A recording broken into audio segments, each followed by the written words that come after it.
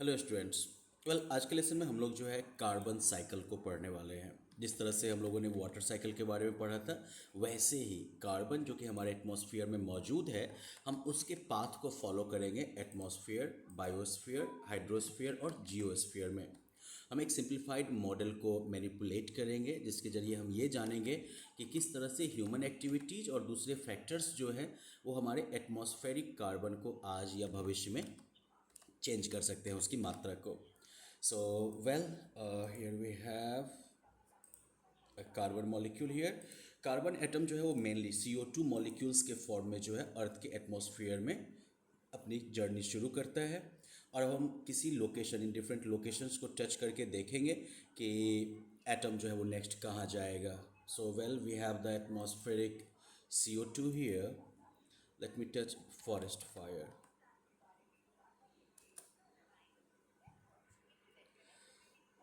तो basically carbon dioxide जो है वो कोल्ड ओशन का जो सरफेस वाटर होता है उसमें डिजॉल्व होता है। ओके। जितना ठंडा पानी होगा उतना ज़्यादा जो है CO2 इसमें डिजॉल्व हो सकता है। काफ़ी मात्रा में डिजॉल्व CO2 जो है वो हमारे डीप ओशंस में मौजूद है। Okay. Now let's check out marine plants and algae. तो अब ये जो सिंथेसिस, फोटोसिंथेसिस का प्रोसेस होता है, उसके जरिए मरीन एल्गी और प्लांट्स जो हैं वो ओशन वाटर से कार्बन डाइऑक्साइड को रिमूव करते हैं, और इस फोटोसिंथेसिस प्रोसेस के जरिए वो जो है ग्लूकोज और ऑक्सीजन बनाते हैं। ये ग्लूकोज जो है वो एनर्जी के लिए यूज होता है और ये प्लांट टिश्यूज बनाता है, और ज़्यादातर ऑक्सीजन जो है वो रिलीज हो जाता है। Now let's check out these marine animals. Right, oceanic CO2, वहाँ से मरीन प्लांट्स एंड एल्गी जिन्होंने कि फोटोसिंथेसिस करके ग्लूकोज बनाया। Now marine animals. Marine animals जो हैं वो इन मरीन प्लांट्स को खाते हैं और एल्गी को एनर्जी के लिए। अनलाइक ऑन लैंड, जहाँ पर कि ज़्यादातर बायोमास जो है वो वुड के फॉर्म में स्टोर होता है, ज़्यादातर जो मरीन बायोमास है वो मरीन एनिमल्स में मौजूद होता है। Now next let's move to the next step, that's like sediments. अब जो मरीन एनिमल्स, जो अनईटन मरीन एनिमल्स होते हैं, वो ग्रेजुअली जो है ड्रिफ्ट डाउन होके धीरे धीरे ओशन फ्लोर पे बैठ जाते हैं और वो मरीन सेडिमेंट का हिस्सा बन जाते हैं। तो काफ़ी मात्रा में कार्बन जो है इन सेडिमेंट्स के फॉर्म में जो है स्टोर होता है।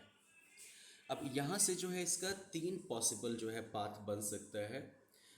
Let's check out petroleum first. तो ये सेडिमेंट्स जो हैं जब ये पाइल अप होते हैं तो लोअर लेयर जो है ये कंप्रेस होता है और गर्म होता है, और मिलियंस ऑफ ईयर्स में पेट्रोलियम और नेचुरल गैस फॉर्म होते हैं। तो ये फॉसिल फ्यूल्स जो हैं फिर कुओं से निकाले जाते हैं। रॉक लेयर्स जिनमें कि पेट्रोलियम मौजूद होता है, ये अर्थ के क्रस्ट के काफ़ी नीचे जो है दबा हो सकता है, और जब ये काफ़ी हाई टेम्परेचर पर जो है गर्म होता है तो ऐसे में जो है ये पेट्रोलियम को डिस्ट्रॉय कर देता है और कार्बन डाइऑक्साइड फॉर्म करता है। Now from lithosphere let's move on to volcanoes. Right. तो डीप जो है अर्थ के क्रस्ट में, बिल्कुल डीप में अगर आप जाइएगा तो रॉक्स जो है ये काफ़ी हाई टेम्परेचर पर गर्म होते हैं और मेल्ट कर जाते हैं, पिघल जाते हैं। इस वजह से कार्बन डाइऑक्साइड फॉर्म होता है। ये कार्बन डाइऑक्साइड जो है वो मैग्मा में घुला रहता है, मैग्मा में डिजॉल्व होता है इन वॉल्केनोज के नीचे। Okay. So well, this part is done. तो इस प्रोसेस के जरिए जो है हम लोगों ने ये देख लिया कि किस तरह से CO2 का एक कंप्लीट साइकिल जो है वो शुरू होता है। एटमॉस्फेरिक CO2 से ये शुरू होता है और एक सर्टेन रूट को फॉलो करते हुए फिर वॉल्केनिक इरप्शन के जरिए ये CO2 जो है वो एटमॉस्फेयर में आ सकता है। लेकिन ये सिर्फ एक मॉडल होता है, इसके अलावा और भी कई मॉडल्स जो है वो हो सकते हैं। For example atmospheric CO2, atmospheric CO2 के बाद हम क्या किए, लैंड प्लांट्स जो हैं वो क्या करेंगे, अब फोटोसिंथेसिस करके ग्लूकोज वगैरह जो है वो तैयार करेंगे। अगर यहाँ पर जो है लैंड एनिमल जो है वो अगर इन प्लांट्स को खाएंगे तो उससे उन्हें एनर्जी मिलेगी, और चूँकि ज़्यादातर जो है प्लांट कार्बन जो है वो वुड के फॉर्म में जो है स्टोर होता है, तो इसीलिए बहुत ही कम मात्रा में प्लांट कार्बन जो है एनिमल्स के द्वारा खाया जाता है, बाकी वुड के फॉर्म में जो है स्टोर हो जाता है। ऑलराइट, अब चलिए फिर से जो है इसको हम रीसेट कर सकते हैं एटमॉस्फेरिक CO2, और यहाँ से जो है कहाँ पहुँचा ये लैंड प्लांट्स में। अब इन लैंड प्लांट में जो है फॉरेस्ट फायर को हम ऐड कर देते हैं। तो फॉरेस्ट का जो बहुत बड़ा हिस्सा होता है वो अक्सर जो है फॉरेस्ट फायर में डिस्ट्रॉय होता है। कुछ फायर्स नेचुरल होते हैं और कुछ समय हम इंसान जो है वो जंगल में आग लगा देते हैं ताकि हम खेती के लिए ज़मीन तैयार कर सकें, स्लैश एंड बर्न एग्रीकल्चर। तो जब ये फॉरेस्ट फायर की वजह से फिर से क्या होगा, ये कार्बन जो है वो CO2 के फॉर्म में जो है एटमॉस्फेयर में रिलीज हो जाएगा। Let's create another path. This time we are going to go to land plant, right? और अब हम जाते हैं कोल पर। बेसिकली जो है प्लांट मटेरियल जो कि स्वाम्प वगैरह में, दलदली ज़मीन वगैरह सब में जो है जमा हो जाते हैं और दब जाते हैं, तो ये काफ़ी ज़्यादा प्रेशर पर दबते हैं और हीट होते हैं, गर्म होते हैं, और ये स्लोली जो है कोल में ट्रांसफॉर्म होते हैं। कोल जो है जितना भी फॉसिल फ्यूल है कार्बन बेस्ड, तो उसमें कोल जो है वो 85% जो है वो इसका हिस्सा है। अब ऑफ कोर्स ये कोल जो है वो कहाँ जाएगा, पावर प्लांट में। पावर प्लांट से फिर जो है ये धुआं बन के रिलीज हो जाएगा, राइट। अब फिर से रिसेट करें हम, इस बार जो है हम लैंड प्लांट्स, यहाँ से भेजा हमने इसको सॉइल में। बेसिकली जब ये प्लांट्स जो हैं वो जब सूख जाते हैं फिर जो है सड़ गल के सॉइल का हिस्सा बन जाते हैं, तो ऐसे में जो है कह सकते हैं कि ज़्यादातर कार्बन जो है वो जितना, मतलब समझ लीजिए आप कि प्लांट्स और एनिमल्स दोनों को कंबाइन करके जितना कार्बन डाइऑक्साइड होगा, कार्बन होगा, उससे ज़्यादा कार्बन जो है वो हमारे सॉइल में मौजूद है। और ये सॉइल में कैसे आ रहा है कार्बन, तो basically atmospheric CO2 used by land plants, और लैंड प्लांट जो है वो सरगल के किस में मिल गए, सॉइल में, और इस तरीके से सॉइल में जो है कार्बन आ गया हमारा। Now here we have some models which will tell us कि किस तरीके से कितने समय में एटमॉस्फेरिक CO2 की मात्रा जो है वो घटेगी या फिर बढ़ेगी। तो हमने यहाँ पर जो है इनिशियल एटमॉस्फेरिक CO2 जो है हमारा वो 850 जो है आपका plant biomass, fossil fuel uses. अब हम क्या करते हैं, चलिए सिमुलेशन को बढ़ाते हैं। अब नोटिस करिएगा कि एटमॉस्फेरिक CO2 की मात्रा जो है वो बढ़ रही है, दूसरी तरफ फॉसिल फ्यूल्स की मात्रा जो है वो घट रही है, और इधर जो है सेडिमेंट्स में जो मौजूद हैं कार्बन, उसकी मात्रा भी जो है वो बढ़ रही है, राइट। अब हम इसको जो है दोबारा से स्टार्ट करते हैं और इस बार जो है हम ओशियनिक कार्बन अपटेक को बढ़ा देते हैं। मान लीजिए कि ज़्यादा कोल्ड करंट है जो कि ज़्यादा जो है कार्बन डाइऑक्साइड को एब्जॉर्ब कर सकता है। Now let's see how it will work.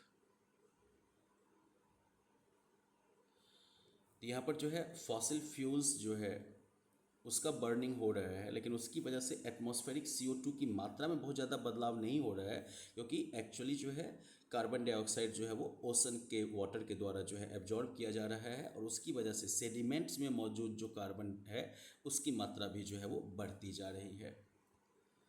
अब अगर हम इसको फिर से आगे बढ़ाएं, प्लांट बायोमास को हम पूरा बढ़ा देते हैं, तो लैंड प्लांट की मात्रा जो है उसमें कार्बन का मात्रा जो है वो बढ़ गया। अब हम इसको स्टार्ट करके देखते हैं, तो देख रहे हैं कि लैंड प्लांट्स की जैसे ही मात्रा बढ़ी, एटमॉस्फेरिक CO2 जो है वो घटने लगा है, घट के वो जीरो पर आ गया है। Actually that will be A catastrophe. तो इसीलिए लैंड प्लांट का बहुत ज़्यादा बढ़ना भी जो है वो बहुत ही आइडियल सिचुएशन नहीं होगा।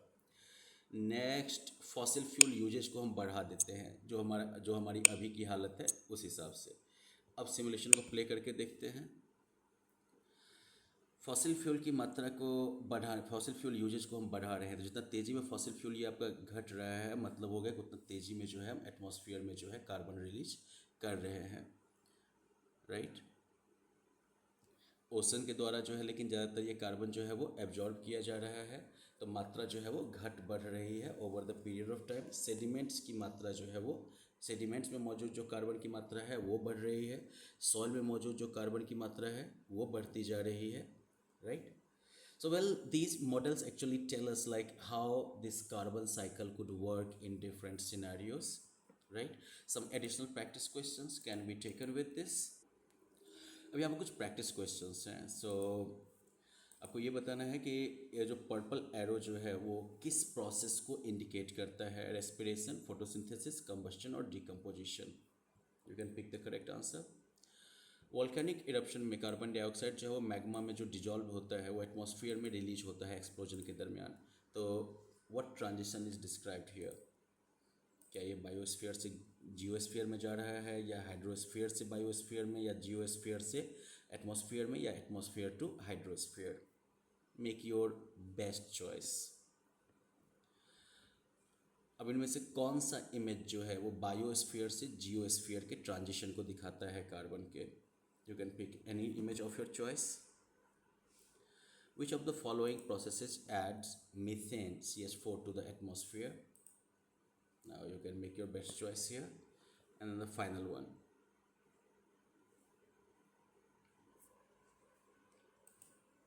Okay.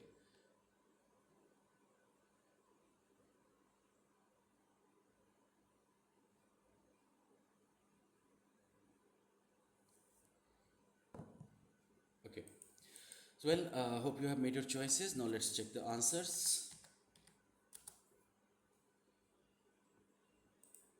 अब जो है अगर आपका आंसर सही होगा तो अच्छी बात है, अदरवाइज आप वीडियो को पॉज करके एक्सप्लेनेशन को भी पढ़ लीजिएगा।